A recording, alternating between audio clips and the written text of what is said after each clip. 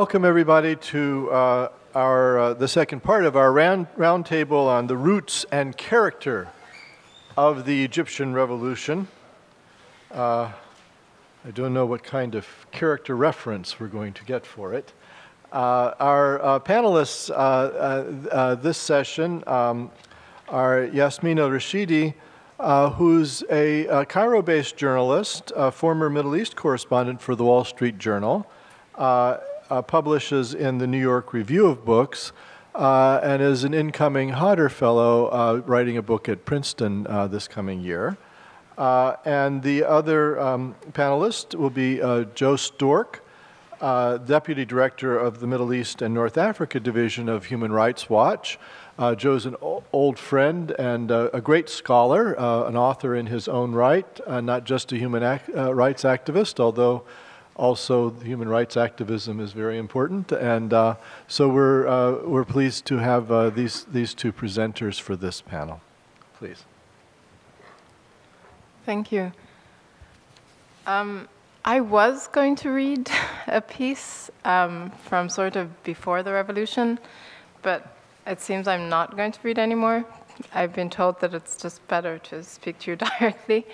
And I mean, I think that for those of you who are here for the first panel, they covered so much ground and scope, and they really, I think, set sort of a portrait of the foundation of how we got to the point that we're at. And I think I will just pick up perhaps from where, you know, partly some of the points they raise, partly things that I think were not addressed. And I want to start by perhaps drawing on some of the pieces that I've been writing, both post-revolution, if we want to call it a revolution, also pre-revolution.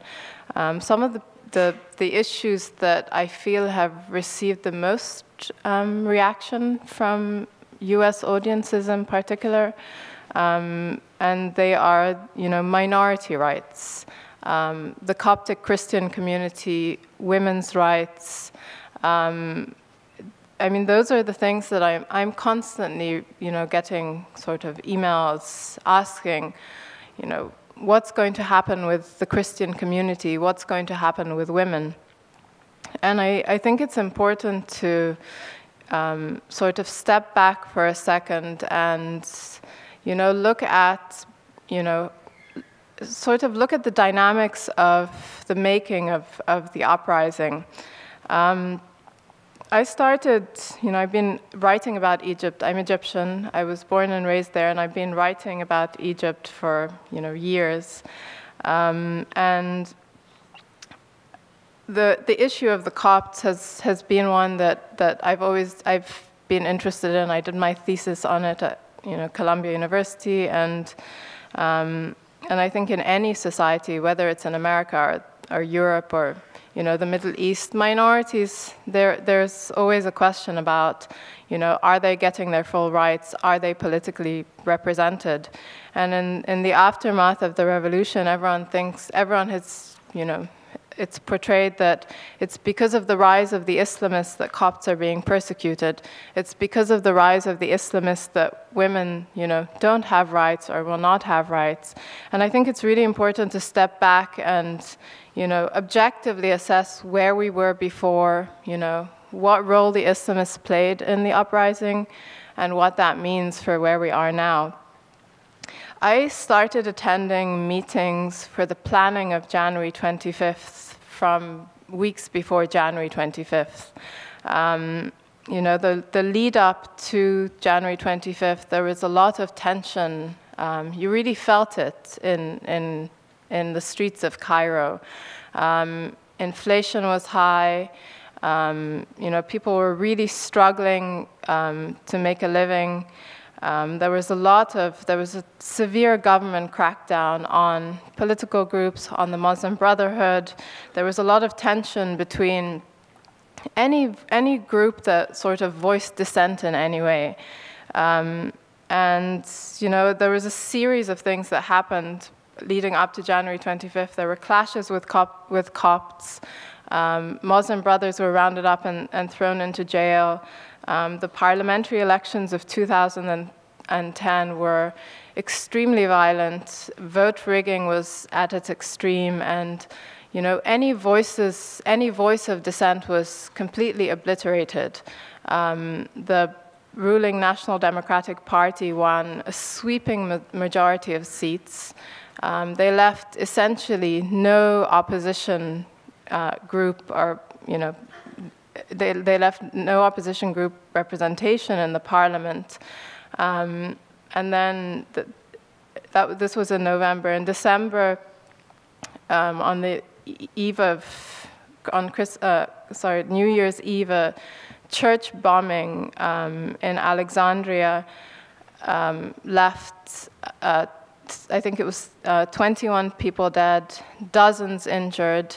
And you just felt sort of over the course of a few months, a series of incidents just lead up to just this building tension. People, the Copts were aggravated, political opposition groups were aggravated, the youth were frustrated, nobody, unemployment is high, there aren't really opportunities for young people. Most people want to, get jobs and get married and build homes, and they felt they couldn't. And come, January, you had all these different groups you could see them beginning to come together, that they were sort of unifying, whereas in the past they were somewhat disparate. They were coming together, and you were beginning to see very small protests with these different groups, uniting in this dissent. And then the planning for January 25th started to happen. And on the morning of January 25th, I went down to a sort of working class district called Shobra with a group of activist friends. We knew that there were protests planned, and they were planned in different locations. And the idea was that, there were these meeting points. You could choose to go to whichever meeting point you wanted, and there would be marches through the streets. We didn't really know how many people would show up.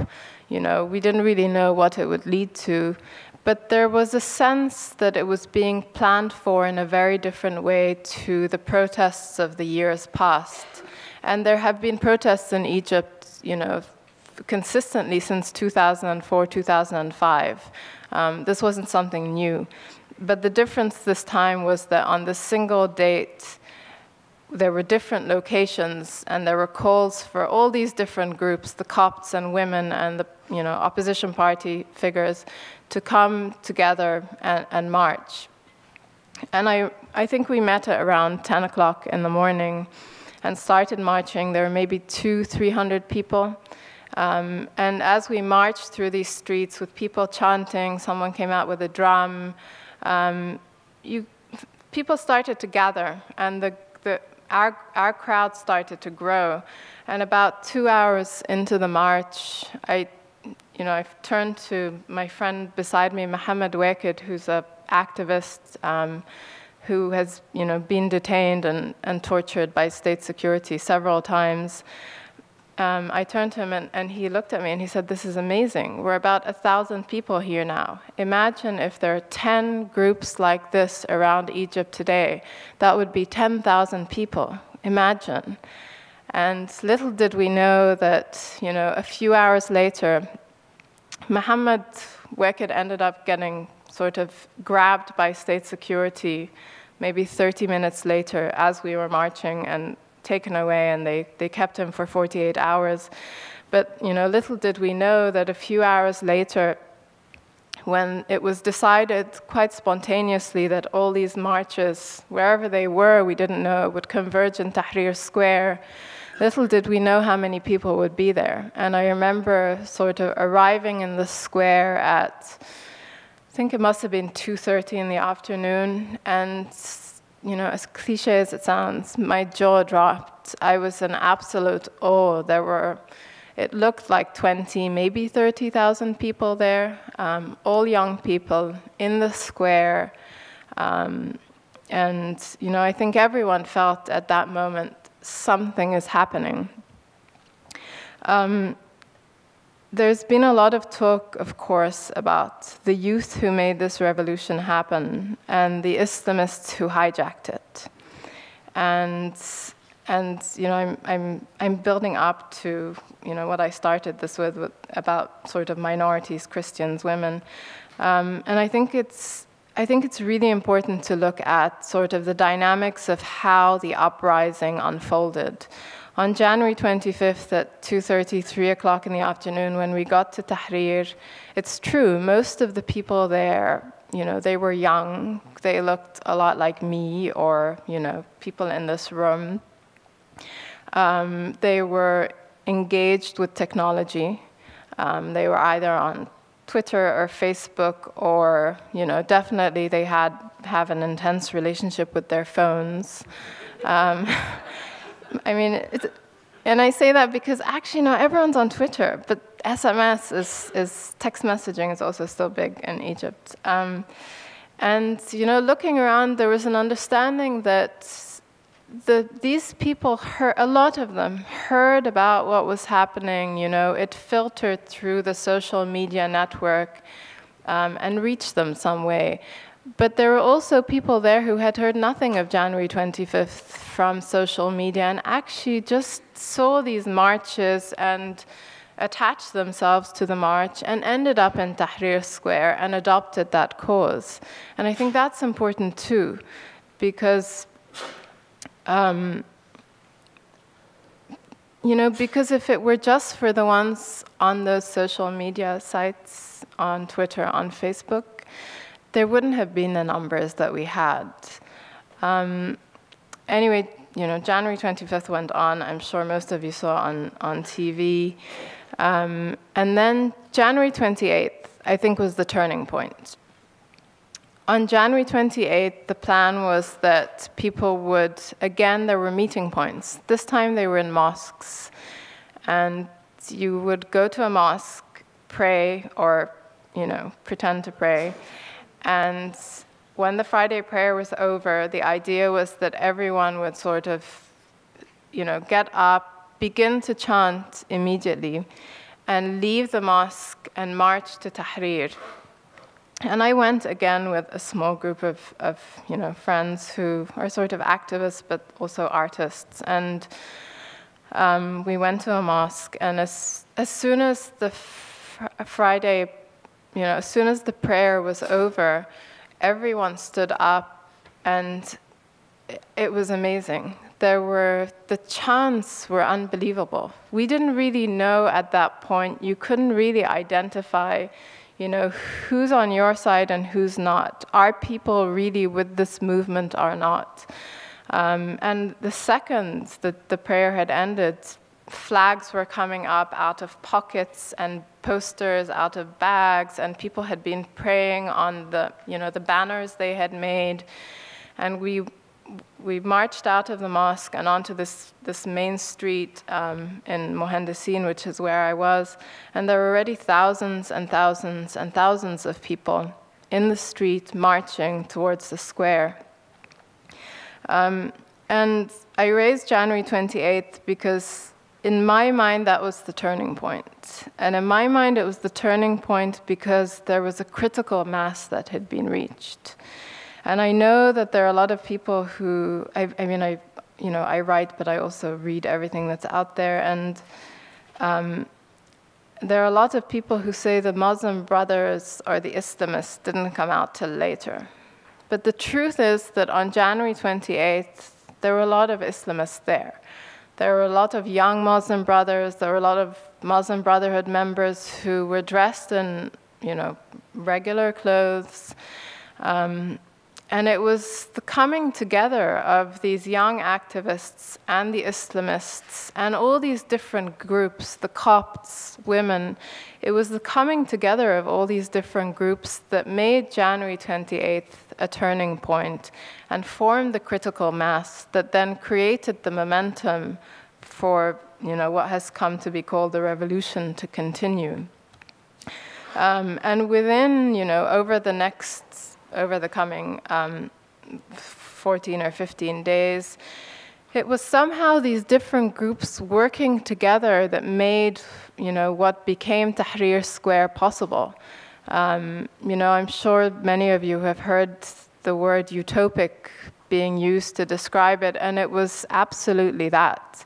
It was, I think, for everyone, the most moving and uplifting experience. And it was because for this incredible moment, which lasted 18 days, differences were somehow set aside.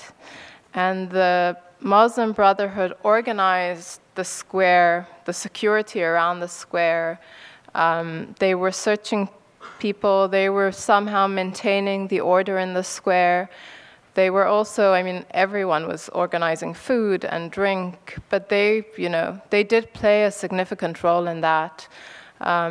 There were the Coptic community were there too, and there were small sort of groups that organized within them, again, to mobilize food and water and medical supplies. And each of these different groups played a role, and each of these groups worked together.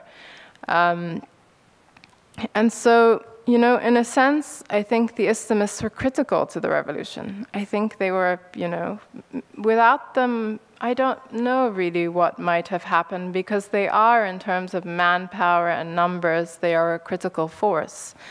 The Copts being there, I think, was also important, because I think everyone will remember the day where the Copts surrounded the Muslims when they were in prayer to protect them from possible thugs or perpetrators. The men at one point began to protect the women when the women started to march in the square, calling for sort of equal rights and representation. Now, 1 year later, there are huge questions, of course, about the rights of Copts and the rights of women. I don't think it's that. I don't think the Islamists are the devil. I don't want them to rule the country. But I think it's also really important to sort of dig a bit deeper and look at, the educational system and culture and social norms. Nobody is telling women, for example, to cover up. Nobody is telling us to change how we live our lives. Nobody has told us over the years, you have to dress this way or do this. But it's just so deep in the cultural landscape, sort of the norms of social life. And I think that as we move forward, the greatest threat and the greatest danger, I don't think is, what someone is going to try to impose on us. I think it's our own self-censorship. I went to a university downtown, the American University, and I remember my first year of university, I used to play tennis, and I would, finish my training and go to the university wearing whatever I had been wearing, sort of, whether it's like shorts and a t-shirt or, I didn't think twice. Nobody told me over the years, you have to change the way you dress, you have to dress more conservatively. But I sort of did it myself because I wanted to blend in, because there is a conservative current, because of the religion and because of the culture, and I self-censored. And I think that we are seeing more and more of that as the most oppressed political force, the Islamists, as they find space and they begin to rise and sort of take the space that has been deprived of them for, years. We are beginning to see women and Copts sort of self-center. We are beginning, in a sense, to disempower ourselves. And I think that that's the greatest threat. I think the threat is not what people impose on us, but what we choose, to do ourselves. I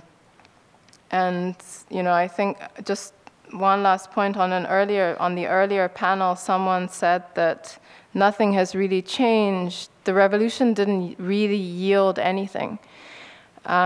I want to disagree with that because I think the revolution yielded one critical thing, which is people finding their voices, people actually finding the strength to step up every day and express dissent and discontent. And we never had that before. And now almost every single day when I leave my house and I walk in the streets, there is a group somewhere, whether it's of women or Ministry of Culture employees or transportation worker employees, and whether it's 5 people or 1,000 people, every single day people are on street corners protesting.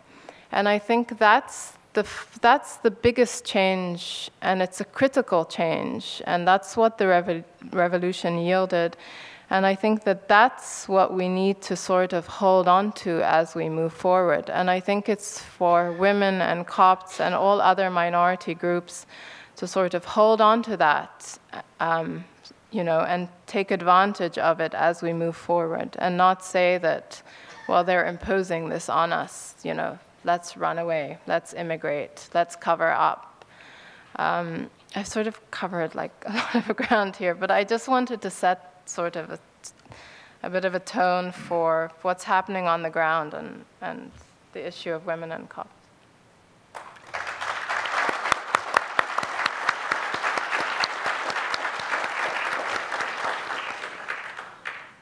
Pleasure to be up here with Yasmine and Juan today, and thanks to the people who put this together for inviting me. You have to speak into the mic more, Joe. We can't hear you. I happened to fly into Cairo on January 25th, 2011, so I missed that day in the square. Just coincidentally, didn't know it was going to be happening.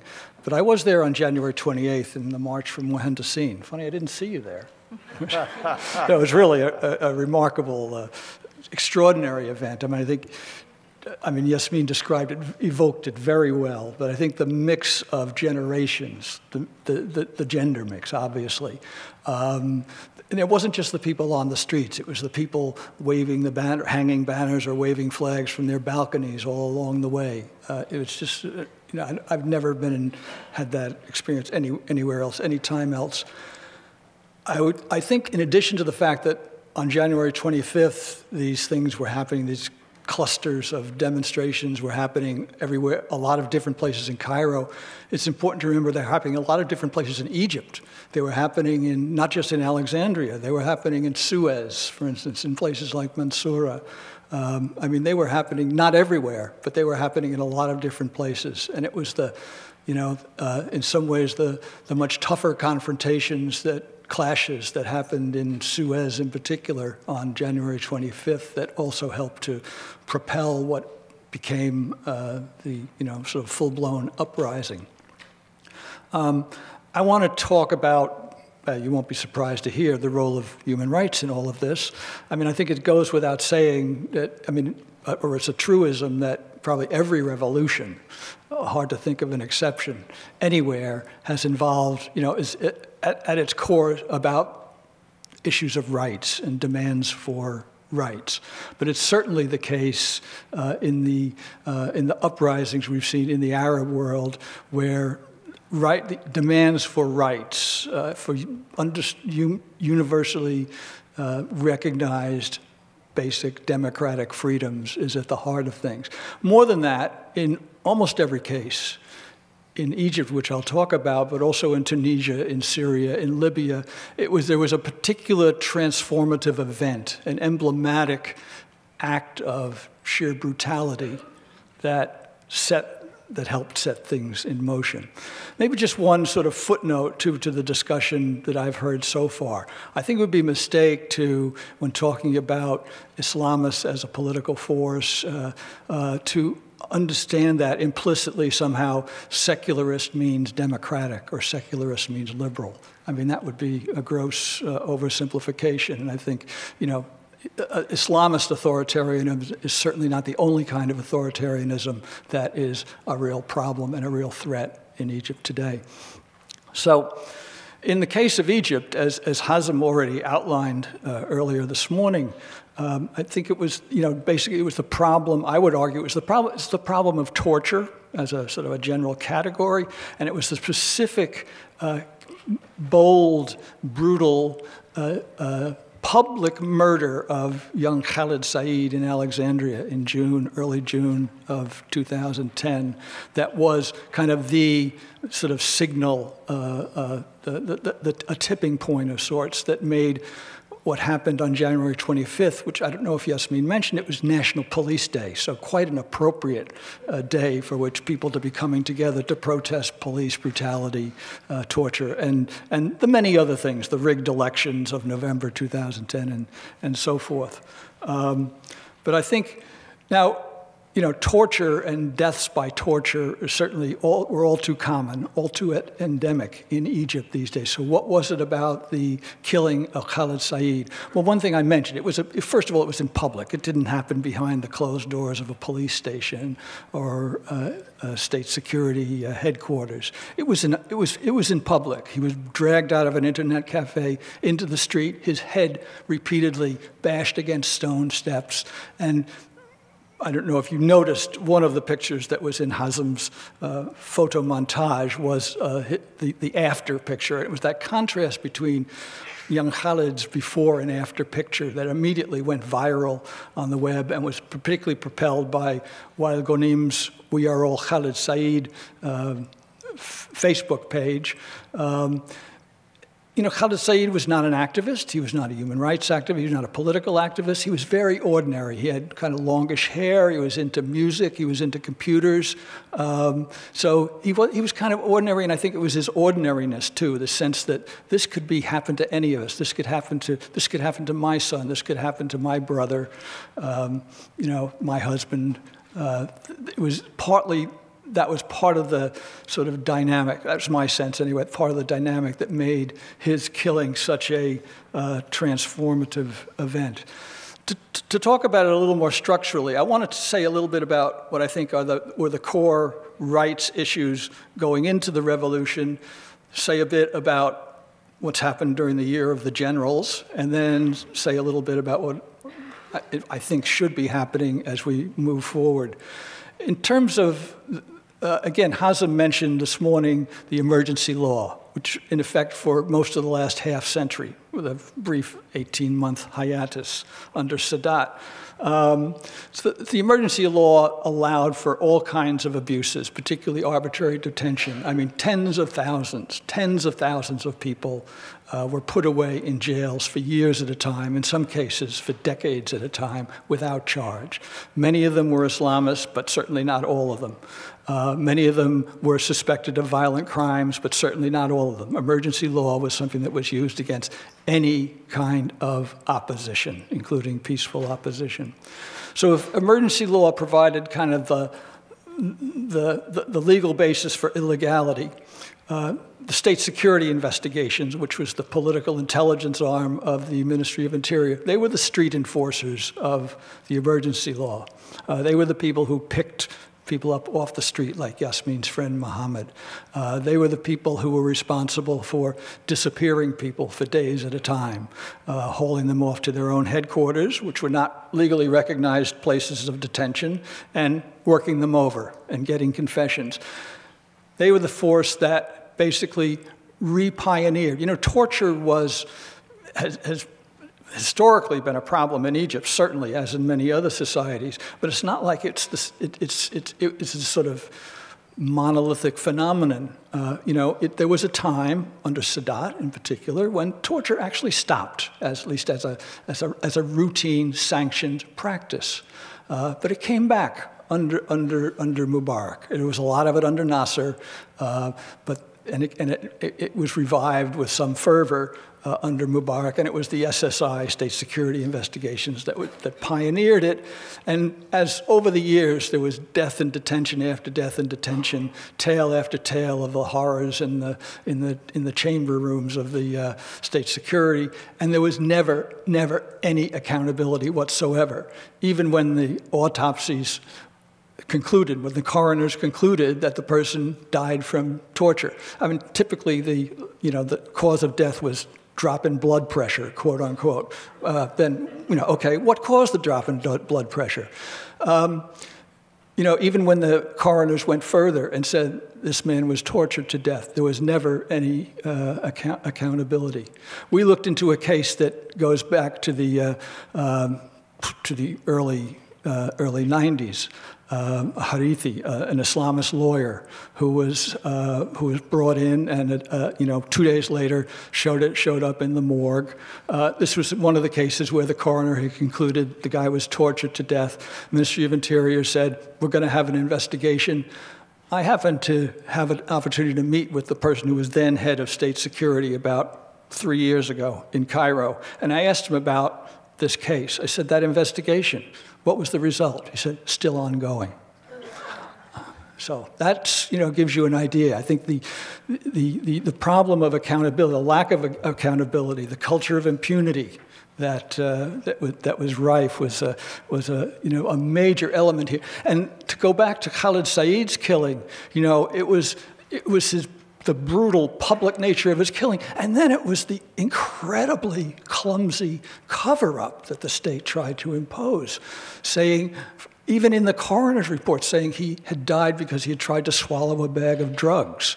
I mean, you couldn't look at that face you saw in the screen earlier this morning and say, this guy died from asphyxiation. No, it was just, it probably made the difference in terms of giving the case of Saeed the propulsive force it took on, the cover-up, the refusal of the state, thinking it was just business as usual, it could just be denied in the usual way and there'd be no consequences. Well, one of the consequences was the departure of Hosni Mubarak from the presidency.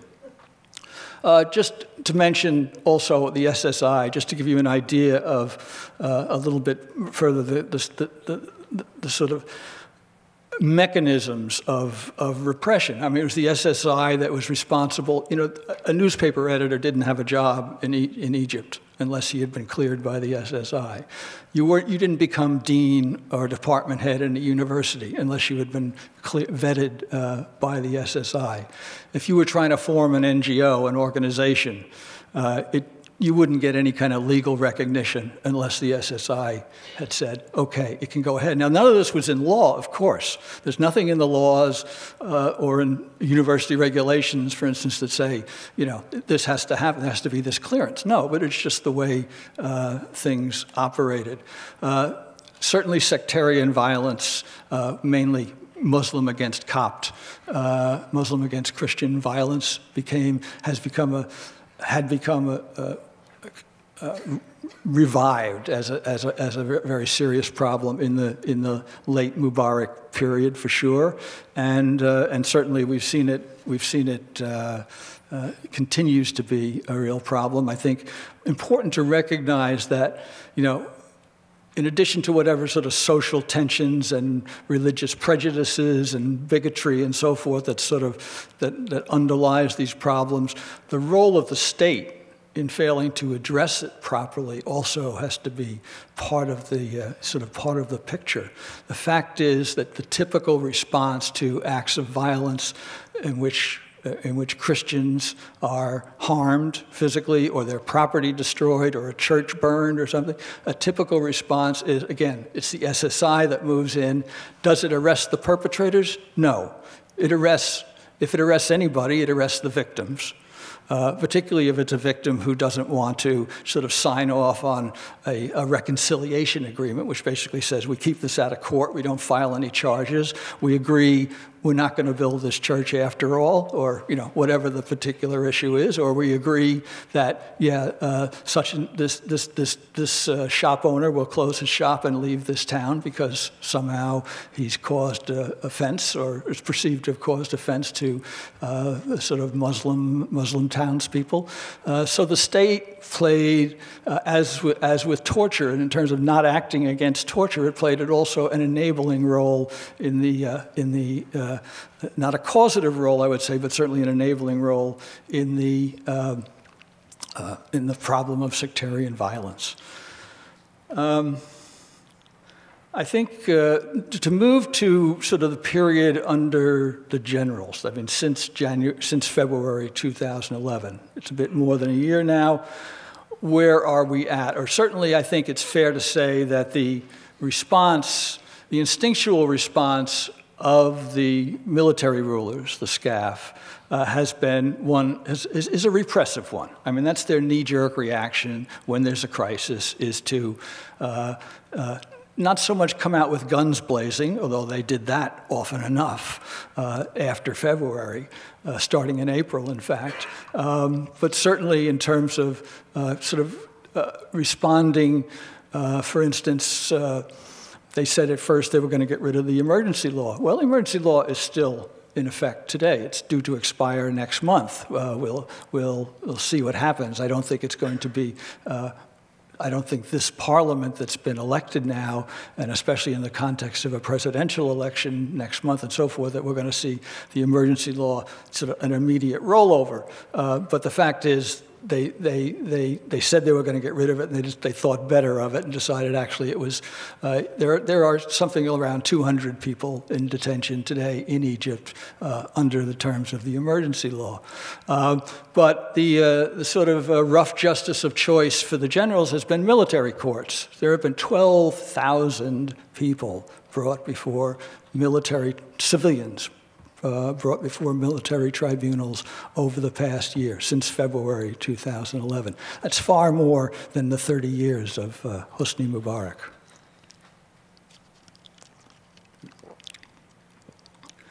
I mean, on the plus side, I mean, the SCAF, I think, did do some positive things. I mean, for instance, back in March of last year, they amended the political parties law so that it became much easier for a group to register as a political party. This was certainly positive.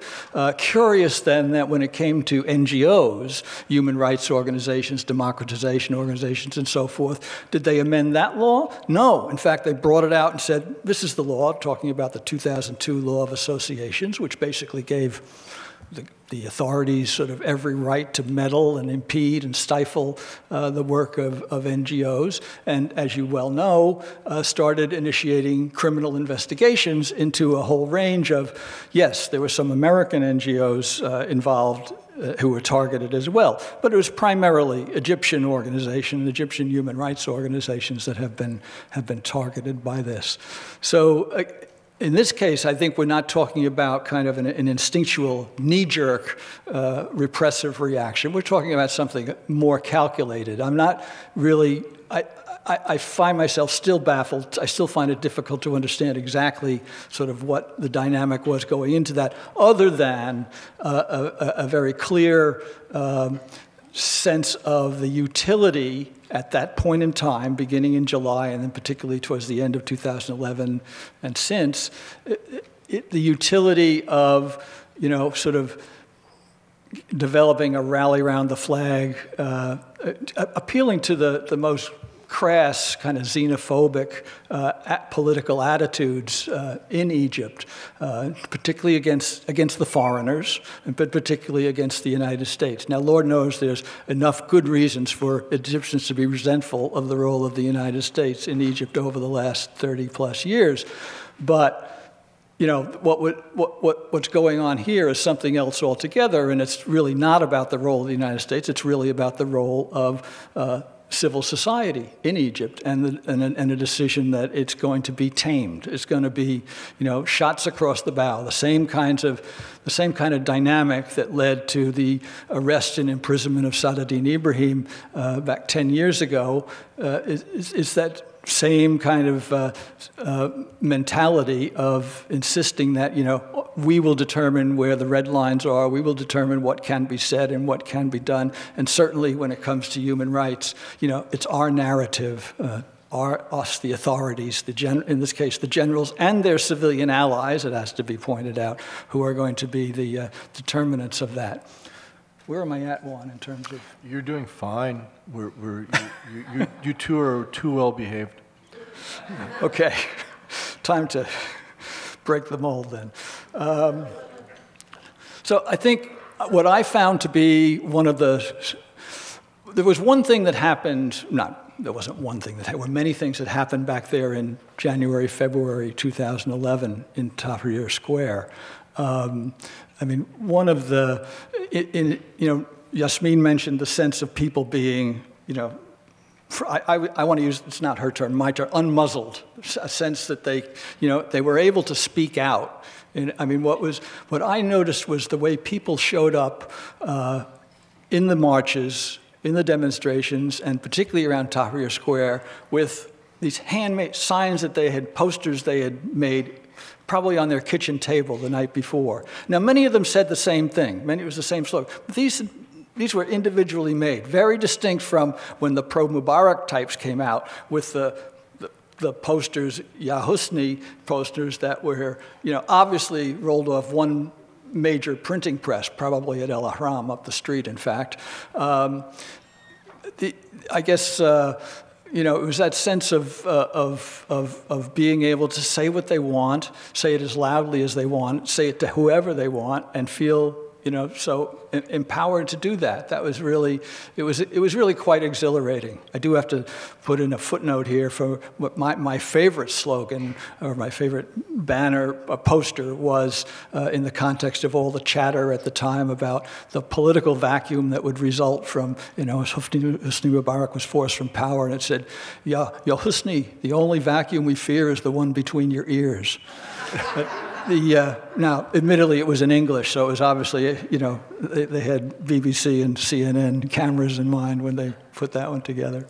But then on February 2nd, which is the day, you may not remember it this way, but I will always remember it as the day of the camel, the day that the sort of countercharges by the Mubarak gangs, pro-Mubarak gangs and thugs, who came into the square initially on horseback and camels and started beating people and so forth. And what ensued was, rather serious clashes, involved a lot of rock throwing, a lot of people being injured. And I think this was one area where the young Muslim Brothers played an extremely important defensive role in the Tahrir context. But the other part of it was, you may recall, there was this outrageous campaign started up in the state media of, basically saying this was all a plot. And the plot was concocted, it was the Iranians and Hezbollah, it was Israel, it was the United States, it was Hamas. It was rather a fantastic alliance of, none of whom would recognize or sit down with one another, right? Again, it was this, it was foreigners, it was all, and those of us who were obviously not Egyptian, we, among others, became very vulnerable at that point of time, and it was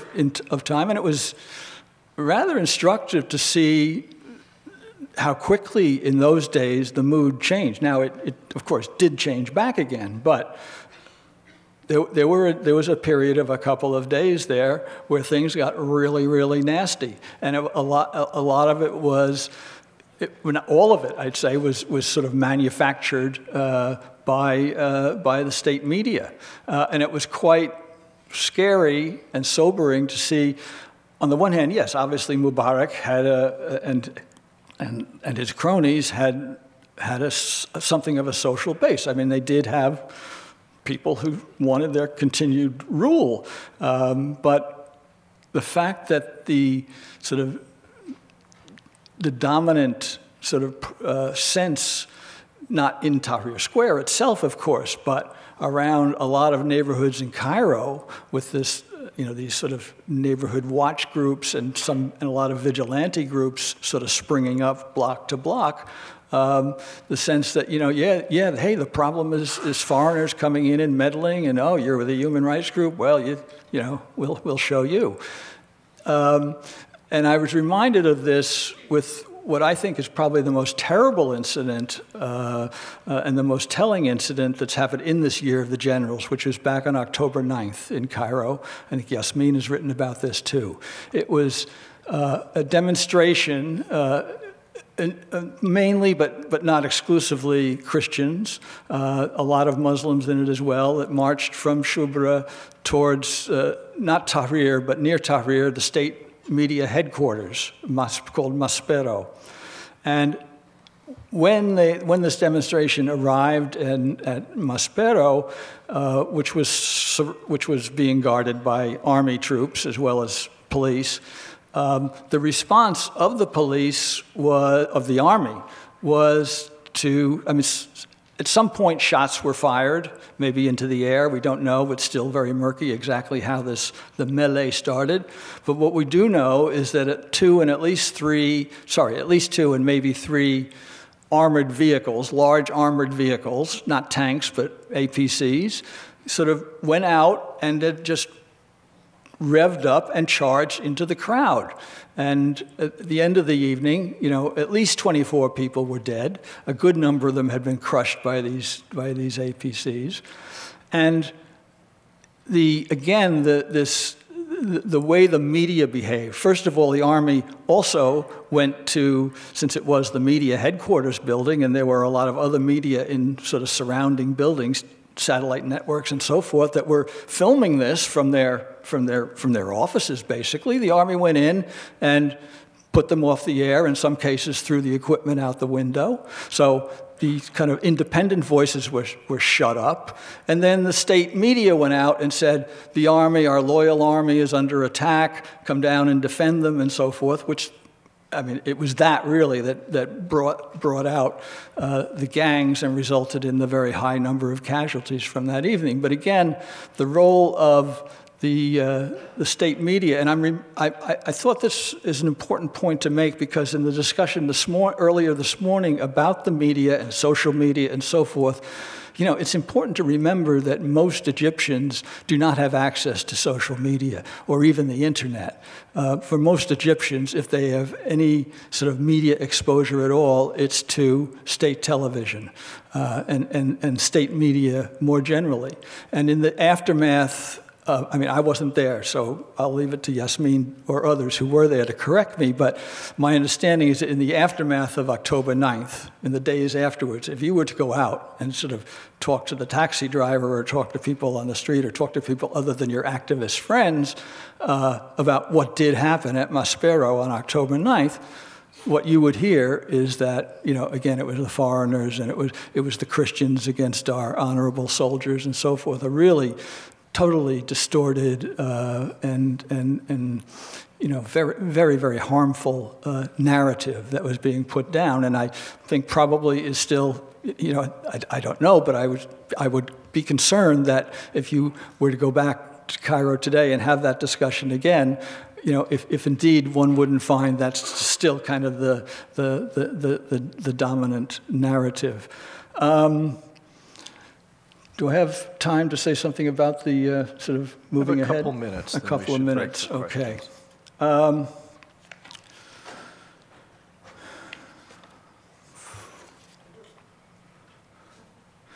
Yeah, I think if I had to sort of sum up what the problem with the generals and their civilian entourage.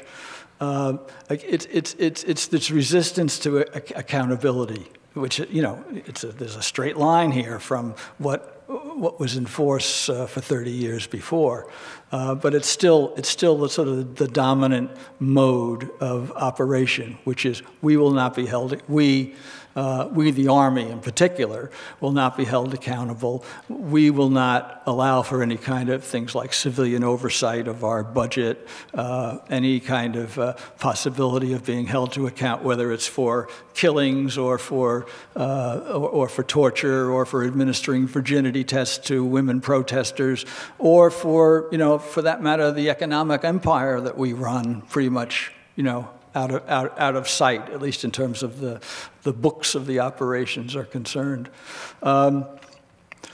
So I think that's certainly one of the issues going ahead is to be pushing very hard for that kind of accountability, that kind of oversight. it may seem funny to be raising the issue of accountability at a time when, Hosni Mubarak, the former president, and his two sons and his former interior minister are on trial in Cairo. I mean, this is the first time in the Arab world that I can think of where a former head of state and his, and his immediate entourage are facing ordinary criminal charges before an ordinary criminal court, as opposed to the special tribunal that Saddam Hussein went before in Baghdad, for instance, just to make that contrast. And some of the charges are very serious. It includes killings of protesters, killings of hundreds of protesters. But it's for a very narrow, it's like the protesters who were killed between January 25th and January 31st, right? It's this 1 week. Nothing at all about the many other deaths or injuries and damage that was done in the other days of the uprising, and certainly nothing about the 30 years of torture. And in addition, there are various charges of corruption sort of thrown into the pot, I guess, to make sure that even if he gets acquitted on the murder charges, he'll at least get, likely get sentenced on some of the corruption charges. Who knows? But it certainly doesn't represent the kind of accountability that's necessary.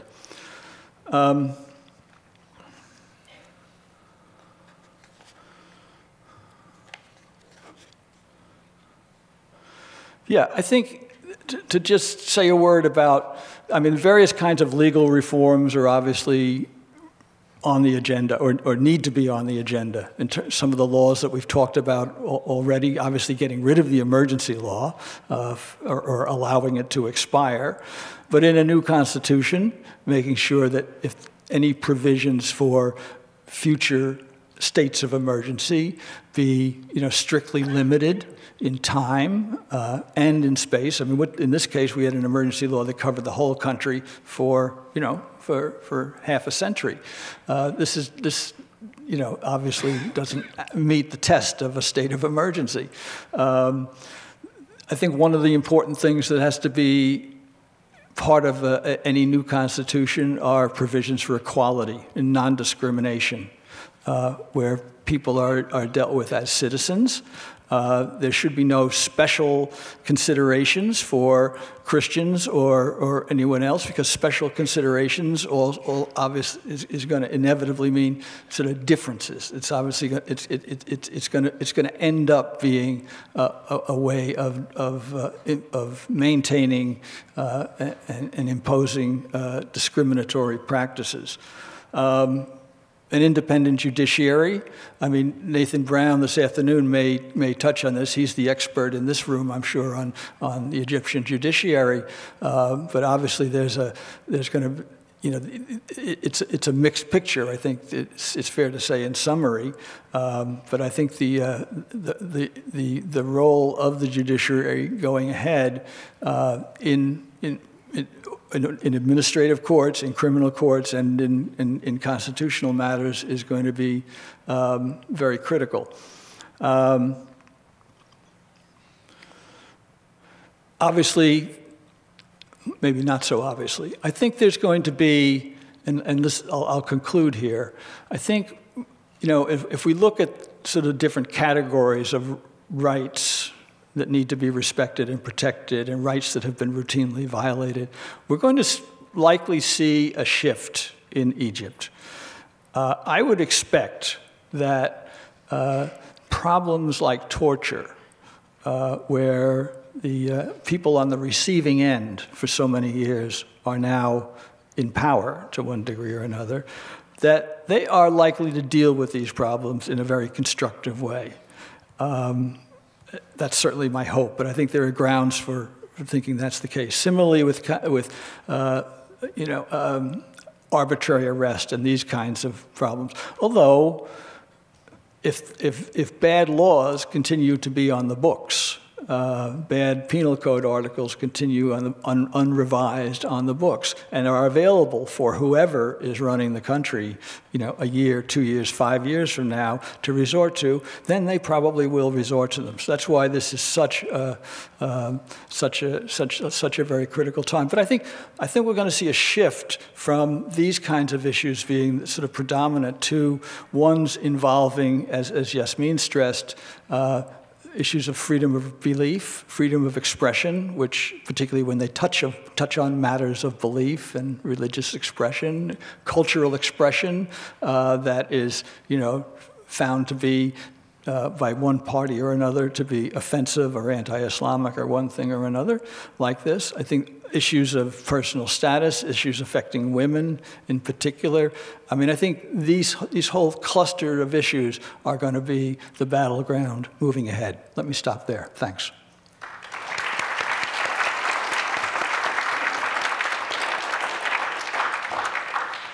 So again, we have the microphones set up here in the front. If you want to ask a question, please come up to the mic and form a queue. Again, a special plea that you ask questions of our two experts. They were there. We want to hear what they think about things, so please don't give speeches and have your intervention be in an interrogative form, please. Hi, thank you. My question pertains to the potential outcome that has always been the fear of the Egyptian revolution, of the fundamentalists, the Islamists coming to power. Conversely, you have Syria, where the worst possible fear is lose the strong man, descend into chaos, similar to what Iraq has become. Mainstream media and analysis has often given us not a nuanced response to what differentiates the Egyptian question. Is it a strong national identity, a more homogenous society, as opposed to the heterogeneous societies of supposedly of Syria and Iraq? Is it a self-fulfilling prophecy? Is it the military reverence in Egypt? So I'm just curious as to what you both think makes Egypt so different in this respect. Thank you. I mean, I'll make just a brief, I mean, I don't feel qualified to sort of speak broadly across the region, but in terms of, I think that people voting in the Islamists, I don't think it's just a vote for religion. And I don't think it's a vote for conservatism either. I think it's it's obviously, I mean, you said it, that the portrait that the media depicts is very one-sided, and I think the narrative of the revolution has been very one-sided and very flawed. Starting from these heroic youth revolutionaries and Wael Ghunaim and everyone else who made the revolution, it's obviously much more complex than that. There were thousands of young people who were actually at the front lines fighting the riot police and state security on January 28th, and they were none of the people whose voices got into the mainstream media because they don't speak English. So they would never be in the New York Times or on the cover of Time magazine or anything of the sort. And I think with the Islamists, it's the same thing. That it's important to look at what the Muslim Brotherhood and other Islamist sort of groups have done over the years. And they have reached out, especially in rural areas and sort of on a grassroots level, and they have offered services to the people where the government has consistently failed. And so, people have come to depend on them, from classes that they, hold at mosques for kids after school lessons, to just providing subsidized food, or, in some cases, for one story I hung around at a kiosk that was sort of managed by the Brotherhood, that, they sold fruits and vegetables at this subsidized prices. But if you're poor, you could go there and you would get your bag of fruit and vegetables for free every day. And I think those things are really, really important to look at. And it's about the demographics of Egypt, 40% of the population live on, they say it's $2 a day or less. People are really struggling. And so they're voting for what they feel will give them both the economic support that they need and stability on some level. And I think, of course, the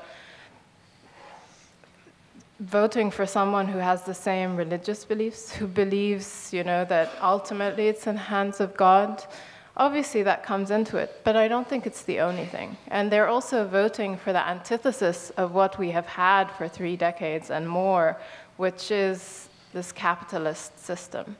That doesn't fully answer your question, but it's sort of addressing what I feel qualified to speak about, and I think you have both. Yeah, I'm not an expert on any of these countries, okay, but I mean, I think it is fair to say that relative to Iraq and Syria, for instance, Egypt is a relatively homogenous country, without thinking that, the differences, obviously we've talked about Christian-Muslim difference, Christians being roughly 10% of the population, very significant minority. Yasmine mentioned the class differences, extremely important going ahead, and how the government, any government, is going to be able to respond to the really dire and growing more dire by the day economic situation in Egypt is what they're going to do about strikes, for instance. I mean, one thing I didn't mention, and I had meant to, was, as part of the backdrop going up to what became the uprising, was, a really unprecedented number of work stoppages and labor strikes over the last couple of years in Egypt. Well, those strikes are not over, or they're certainly not over. I mean, that's a phenomenon. And not only did the generals not get rid of the emergency law, they actually added provisions to it that would cover work stoppages. They haven't actually used these provisions, as far as I'm aware, to actually crack down on strikes, but it's there for the moment in the books. And I think, what's going to be, and the appeal or the line of the authorities in addressing the strikers, or people who would even think about calling for a strike, is, it's sabotage. In this critical time, how can you even be thinking about, stopping, delivering the mail, or, whatever your particular, service is, or stopping the spinning wheels in this mill from turning. Just to mention, there's the differences, which, again, certainly not at the level of kind of sectarian differences in Iraq, for instance, but, the difference between Upper Egypt and the Delta. I mean, Egyptians from Upper Egypt do experience prejudice, do experience discrimination. There's the Sinai and the Bedouin population there. So, again, it's not at the same level, but they're not insignificant issues either. But I think what's not there in Egypt that is at play in Iraq and in Syria to some extent, certainly in Syria, and I think also in Iraq, is the utility of sectarian playing up sectarian differences, particularly if it's a minority sect that's sort of running the country, as in Syria. I mean, that's not an issue in Egypt. Thank you for your presentations. I should note that tomorrow a similar conference at Columbia University is occurring, so I wish people could coordinate better in the city on the same theme. My question has to do with the Egyptian military. I'm very familiar with the scholarship of the past 40 years on Arab military in general and the Egyptian military in particular. And as you know, that seems to be the 1,000-pound gorilla in the background that we have to have a further critical assessment of. I want to ask you, and I would ask this to the panel in the afternoon, what do we know specifically about the formations, the loyalty inside the Army, division by division, as to how they're reacting to this, the officer corps, the non-commissioned officers, et cetera, to some knowledge as to how they're going to respond to this situation as it further evolves? Because it seems to me that that's something I've read very carefully, the literature on what's been going on now for the past few years, and it all leads to a big question mark. So I'm wondering if you could shed light on that. No. No, you're absolutely right. I mean, I mean, Juan could probably answer that question better than I could. But I think you know, and this is not accidental or coincidental. This is by design. I recall speaking with a friend of mine, an academic, probably one of the people whose stuff you've read, has certainly come out in the last 40 years, who, among other things, sort of interacts with Egyptian officers when they come on U.S., you know, spend a year in the U.S. and training and so forth. And he noted the really different, you know, when things sort of started to come apart in Tunisia, I mean, the Tunisians who were part of the Tunisian officers who were candidates in this program that this guy was running or involved in, you know, I mean, they were talking about these things. They were out there. This was an issue for them. I mean, they had no hesitation sort of discussing it with the Americans in the room. And the Egyptians, you know, it was just really, we ain't there. We're not talking about it. You know, this is not happening. I mean, there's just a sense of, well, I mean, I think this is by training. This is no doubt, you know, concern for possible disciplinary measures that might be resulting if you're seen to be speaking out or voicing opinions, for that matter, on these issues. But you know, it's a black box. I mean, you know, we had this phenomenon a couple of months ago where basically the Army said, oh, you know, we don't have this World Bank loan yet. We haven't worked out our deal with the IMF, but we, the Army, will loan the Egyptian Treasury, I don't know, some fantastic, I don't remember the sum, but it was, you know, many millions of dollars, okay? And, you know, where does the Army get this? And who's making these decisions? I mean, I guess one of the hopeful signs is that this is now an issue in Egypt, in the Egyptian media, as far as, to some extent anyway, certainly the English-speaking, English language media, which is accessible to me, it's an issue. And it's being discussed, and the generals are having to sort of, you know, well, you made this fantastic loan offer, but just exactly how do you come to have those millions of dollars that aren't already part of the Treasury? So, but I don't have any light to shed on your fundamental question. Just very, very briefly, is that I think there are question mark. There's a big question mark there. But from, you know, having interviewed various people within the military system, I think it's wrong to speak of it as a whole, as a unit. And I think that we're doing that sort of broadly, and I think it's a mistake, in that there are definitely divisions within the military, and you know there has been tension within from groups of younger generals and other things. There is also, you know, there is a division between the military and some of the state entities that have existed, like the state security. The state security is not working also as this, you know, unified and coherent whole. There's also problems there. So, I mean, that isn't like, you know, substantial, you know, or definitive answer, but there are divides and there are problems even within, I think, the organizations and institutions that make the state and the military that we keep speaking about. But, I mean, you're really the expert here on that. So. Well, I think finding an expert on the internal workings of the Egyptian military would be difficult.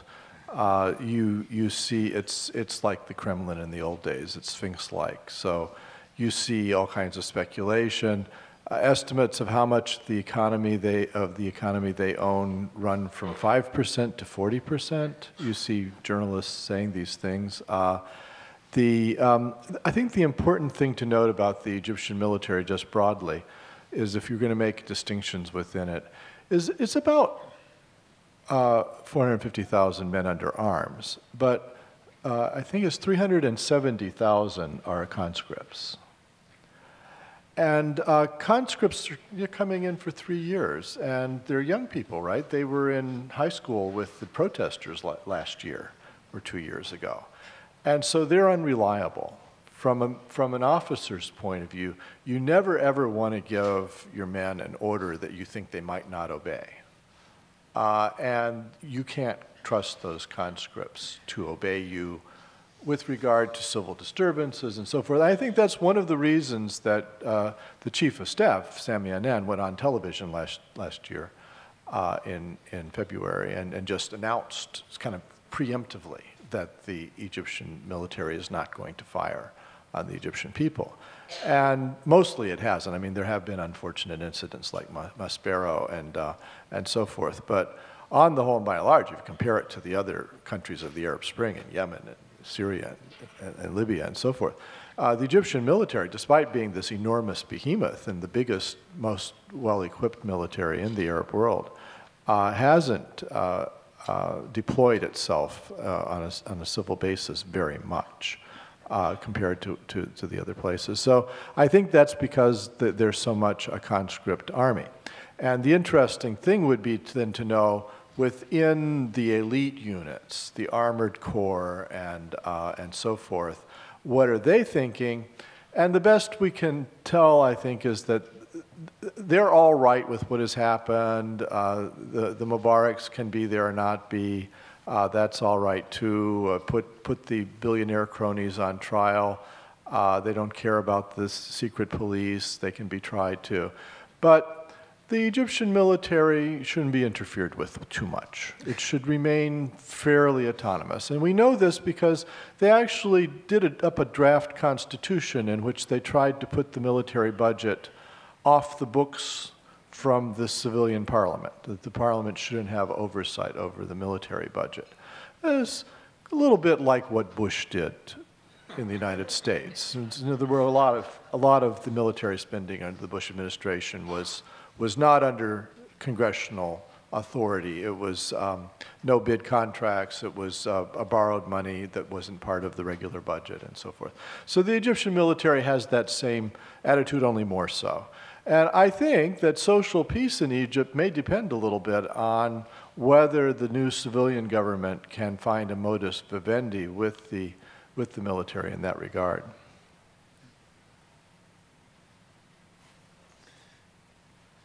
Mr. Chair, you have to call. Yes. Well, let's take someone from this side of the room. Thank you very much for the excellent presentations we've had. I have a question for Yasmine specifically. Yasmine, you are an Egyptian lady. You are well-educated, self-confident. How do you feel when you are well aware of the situation of Egypt and you have all of the support from the world coming in and saying, we've got to find support for the Egyptian women's rights? For you as well-educated, and I think from your name probably a Muslim, how do you feel when you get that support? Do you feel that, great, this is fine, let's get as much support as we can get from all over the world? Or do you feel, you know what, we know our society better, we know our religion better, let us deal with it? How do you deal with something like that? I mean, thank you for the question. I'm going to say something that's going to make me unpopular, but I find it like really patronizing. You know, I think that I get so many requests, you know, emails to write about the issue of women, or someone's writing a piece and, you know, they want my perspective, or conferences, and I feel that, you know, I think Joe put it sort of much more eloquently than I ever could, and I will not be able to rephrase it as eloquently, but, you know, that sort of by making these special considerations for minorities, I think you use the word difference, you create difference, and I feel that, you know, and I feel that by sort of, it's such a Western Orientalist perspective, you know, well, what about women, and, you know, and we look at sort of the question of women and women's rights through this prism of how the West has come to view the Arab woman or the Muslim woman. And yes, I'm Muslim. And I think it's really, really problematic, you know. And there was a women's march in, I think it was January,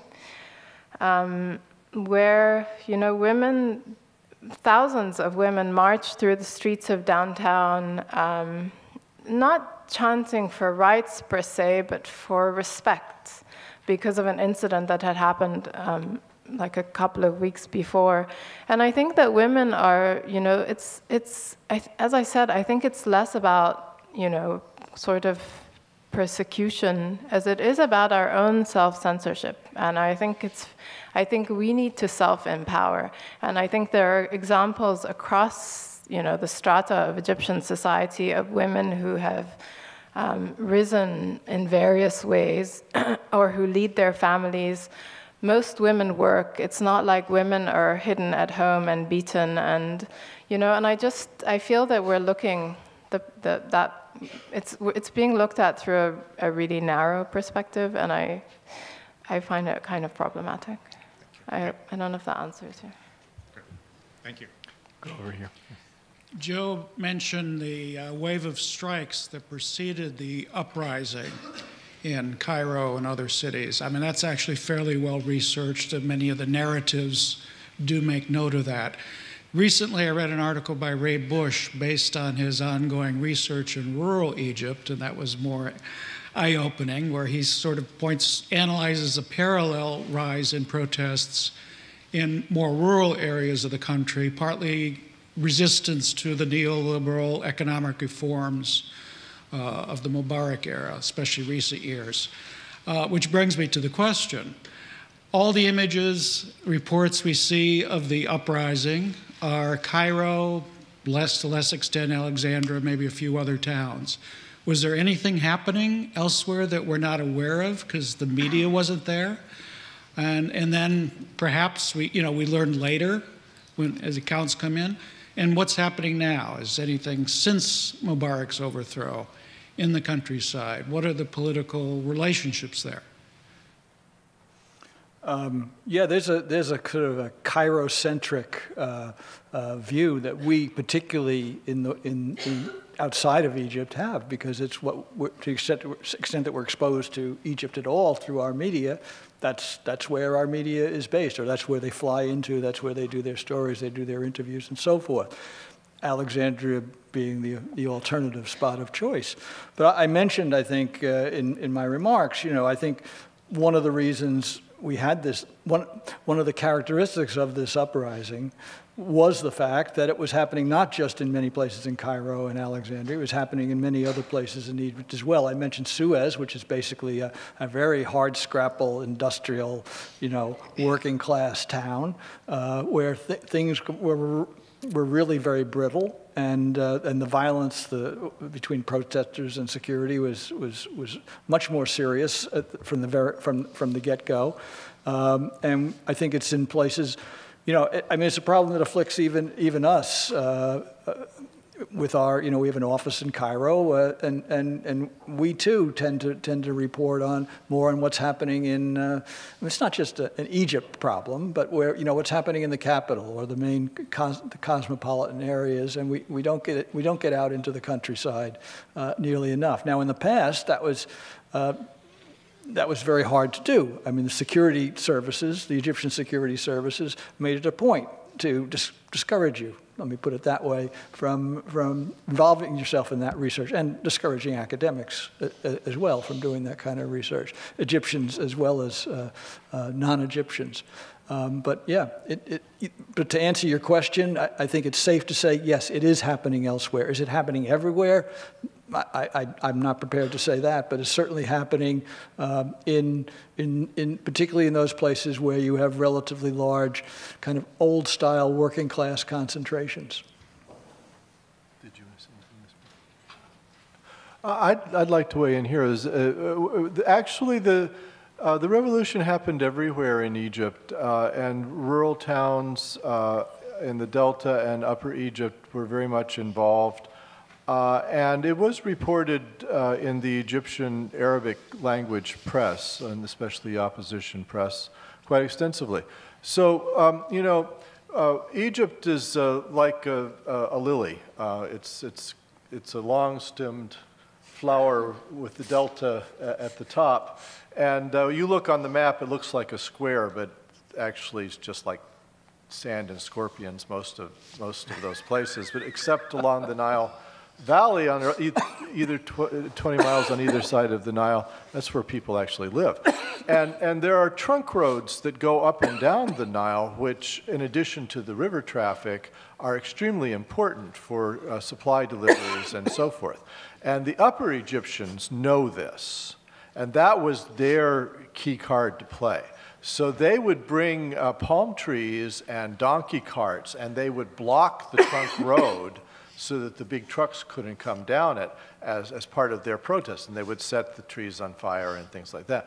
And these kinds of incidents were reported in Tahta and Girga and these small towns. Well, they're not necessarily small, but in the towns of Upper Egypt. And Asyut was a major place, as you might expect, of demonstrations. Thousands of people came out and demonstrated, and but they deployed their own, you know, ecological environment in their own way in these places. And in the rural areas, the Muslim Brotherhood often was mentioned in the Arabic press as having organized these things. So whereas I think they were junior partners in Cairo, in the countryside, I think they were quite central. And if you attended to that, it became no surprise that they dominated the next parliament.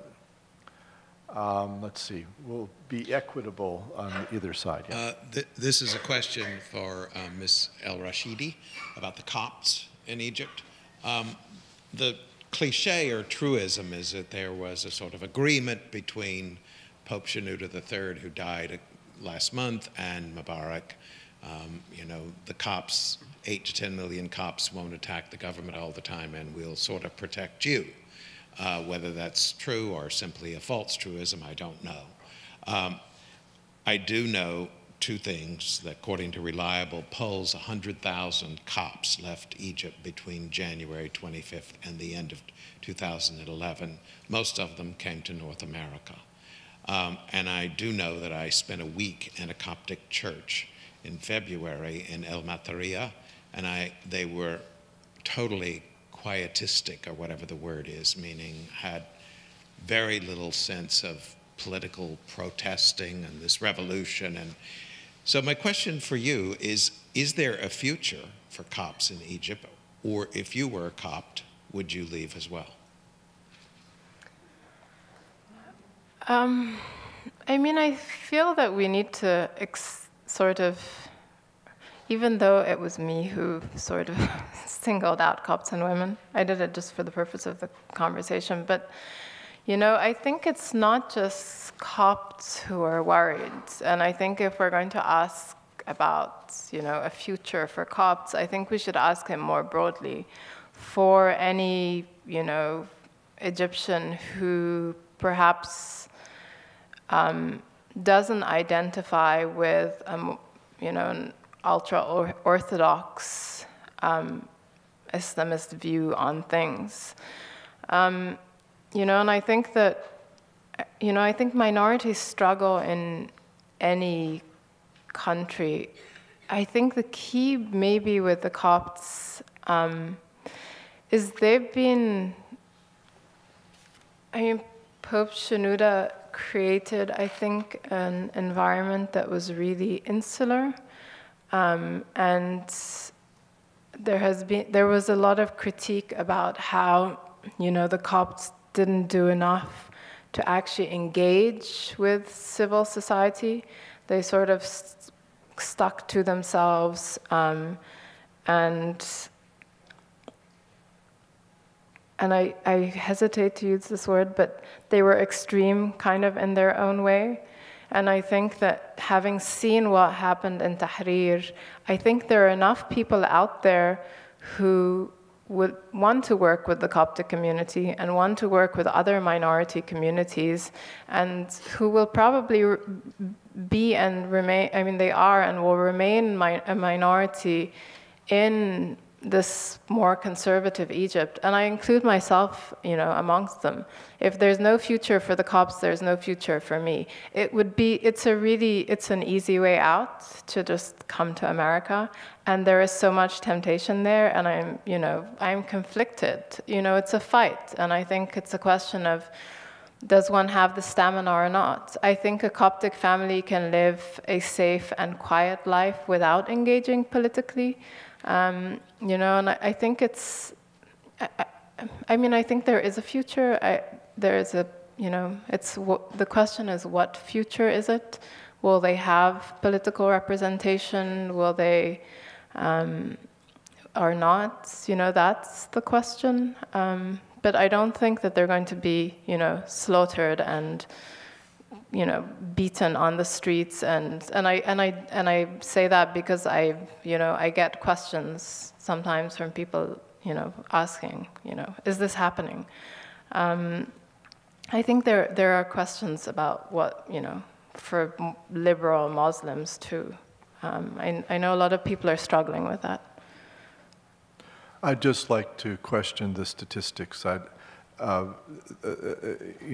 First of all, lots of Egyptians travel outside the country. There are 3 million Egyptian guest workers outside Egypt in a population, probably 25 million workers. So the question of whether the Copts left disproportionately to anybody else needs to be examined.